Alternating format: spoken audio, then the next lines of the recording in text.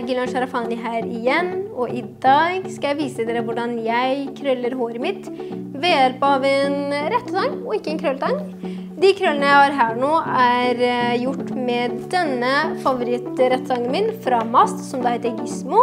Nå har jeg allerede laget en video om hvor fantastisk den Så om du ønsker å se den videoen, så får du bare besøke YouTube-kanalen min. Grunnen til at jeg lager enda en video med denne maskinen her rett og slett fordi at jeg mener den like rå på å krølle håret som når man retter ut håret med den.